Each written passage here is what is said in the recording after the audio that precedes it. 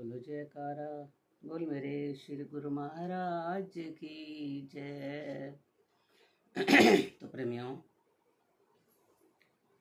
सतगुरु की महिमा को क्या कहें। वो तो नीच और नीच, पापी से पापी को भी गले से लगा देते हैं, सबको अपना बना लेते हैं। ऐसी कृपा महापुरुषों की जीव के ऊपर होती है। जैसे एक बार बारिश का मौसम है, काफ़ी आंधी तूफान आया, बारिश आ रही थी, तो कबीर साहब के घर कुछ साधु संत आ गए। वैसे संत से भी तो हैं ही, वो थे ही वो। तो कई बार ऐसा भी होता है कि घर में नहीं भी होता कुछ खाने के लिए। जब काफ़ी संत आ गए तो घर में इतना राशन पानी आटा दाल नहीं था जो साधु संतों के लिए खाना बन जाता, भोजन बन जाता। जब साधु संत आए तो कबीर जी लोई की तरफ देखने लगे। तो अब क्या करें?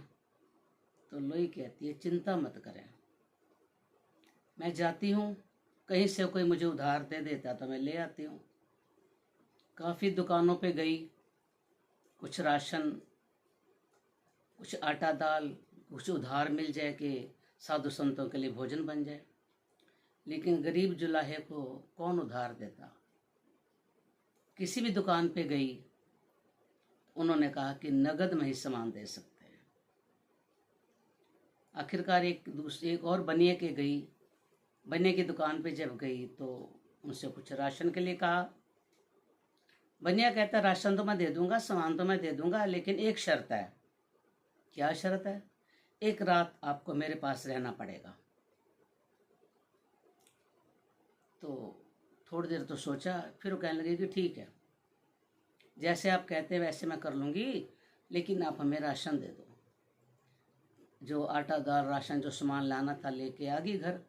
आकर के खाना खिलाया, बनाया। जितने साधु संत आए हुए थे उन सबको खाना खिलाया, वो चले गए। और फिर उसने कबीर साहब जी को सारी बात बता दी कि ऐसे ऐसे उस बनिए ने कहा। तो लेकिन ये भी कहा कि कबीर साहब जी से कि आप चिंता मत करना किसी बात की भी। कबीर साहब भी कुछ छोटी मोटी हस्ती तो थे नहीं, बहुत पहुँचे महान पुरुष थे। अब जब रात हुई तो कबीर जी कहते हैं कि जो वचन दिया है ना, वो पूरा करने का टाइम आ गया है। तो लोई कहती हैं कि ठीक है, अब कैसे जाना है? बाहर तो कीचड़ है, बरसात भी हो रही है। ऐसे करो, तुम कंबल ओढ़ के मेरे कंधे पे बैठ जाओ। और वो कंबल उड़ा करके लोई जी को अपने कंधे पर बैठा लिया और छाता लेकर के कबीर साहब चल दिए। चले, जा करके बनिए के घर के आगे जाकर उसको उतार दिया। उतार करके आप बाहर खड़े हो गए, क्योंकि इंतज़ार थी कि वापस आएंगी। जब वो लोई अंदर पहुंची तो उस बनिए ने देखा कि आप इतनी बारिश में आई हो, आप बिल्कुल सूखी हो, आपके ऊपर तो पानी के छींटे भी नहीं आए।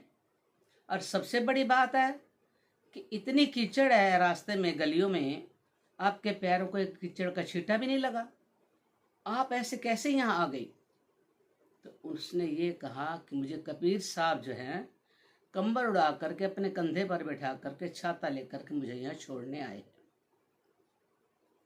और फिर तो कबीर साहब बाहर खड़े मेरे इंतज़ार कर रहे हैं कि मुझे जाना भी है। जब ऐसी बात सुनी उसने, बनिए ने, कि मैं तो इतना नीच, मेरे दिमाग में क्या बात है। लेकिन कबीर साहब की महानता को देख करके बड़ा शर्मिंदा हुआ। तो एकदम से जब बाहर आया और वो लोई भी बाहर आ गई, घुटने टेक करके लोई से भी और कबीर साहब जी से भी माफ़ी मांगने लगा। तो कबीर साहब जी पहुँचे हुए थे महापुरुष। उन्होंने माफ़ी देते ये कहा कि संसार में ऐसा कोई भी जीव नहीं है जो कभी भटका ना हो। तो आप भटक गए हो, लेकिन फिर भी संभल गए हो, तो बहुत मालिक की कृपा है।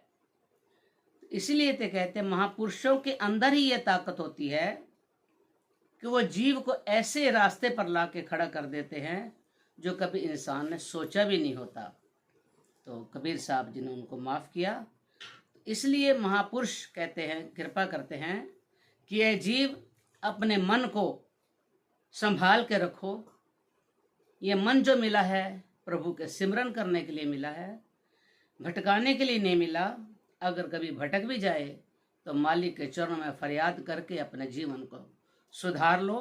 तभी तो कहते हैं कि महापुरुषों के अंदर ही ताकत होती है, जीव को सही रास्ते पर ला करके खड़ा कर देते हैं और उनको ऐसे समझा देते हैं कि जीव समझ भी जाता है और उसको किसी बात का पता भी नहीं चलता। ये ताकत केवल महापुरुषों में होती है। जितनी कृपा महापुरुष हमारे ऊपर करते हैं, अगर उतनी कृपा हम कर लें अपने ऊपर तो हमारा जीवन सार्थक हो सकता है। इसलिए जो महापुरुष हमारे को समझाते हैं उसको समझना चाहिए, उस पर चलना चाहिए, चल करके अपने जीवन का कल्याण करना चाहिए। तो इसके साथ ही बड़े प्यार से बोलो जयकारा, बोल मेरे श्री गुरु महाराज की जय।